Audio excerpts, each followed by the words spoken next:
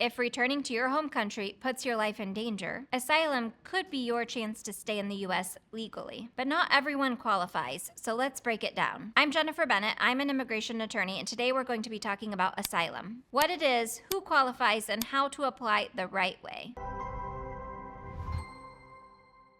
If you've been persecuted in your home country and you fear that you'll be persecuted again if you return to your home country, asylum may be the option for you. What is asylum? You can't go to your home country because you're likely to be killed, harmed, or even jailed for something like what you believe in or who you are. Who qualifies for asylum?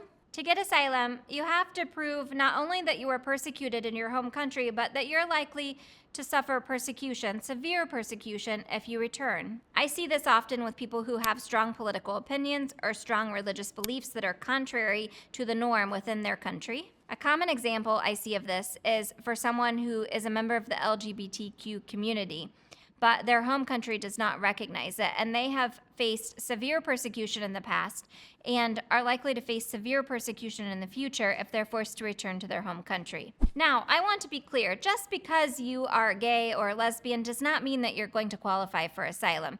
We have to show that you were severely persecuted in the past, and we have to show that the reason you were persecuted was based on this in particular.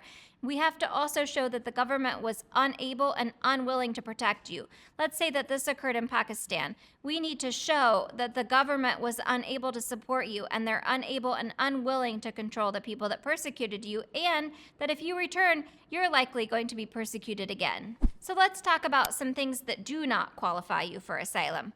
Poverty is not enough. General mass crime in your home country, that's not enough. Simply wanting a better life, I get it, but that's not enough. Asylum is a very specific legal process under the law, and I don't make the rules, but if I'm going to help you apply, I want to make sure that you actually qualify. So here's how to apply for asylum step by step. You must be in the United States already. You cannot apply for asylum from outside of the U.S. Step number 2, we have to file the I-589 asylum application, and it has to be filed within 1 year of entry to the U.S. Number 3, the government's going to send you for fingerprints, and they're going to do a thorough background check on you. Step number 4, you're going to have to attend an interview with an asylum officer, or if you're in court, you're going to go for trial in front of the immigration judge. Number 5, if you get approved, that's great news. After you've been on asylee status for 1 year, then you'll be eligible for the green card. Here are common mistakes that can get your asylum case denied. Number 1, filing too late, past the 1 year deadline. Number 2, weak or fake evidence. We need real, genuine proofs of persecution and harm. Number 3, lying on your application. This can ruin your case and all future options, leaving you permanently barred from America.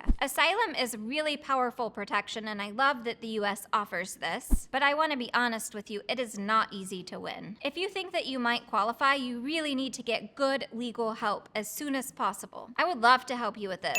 Click the link below to book a consultation. I'm attorney Jennifer Bennett, and I love helping asylum applicants. We help immigrants one visa at a time.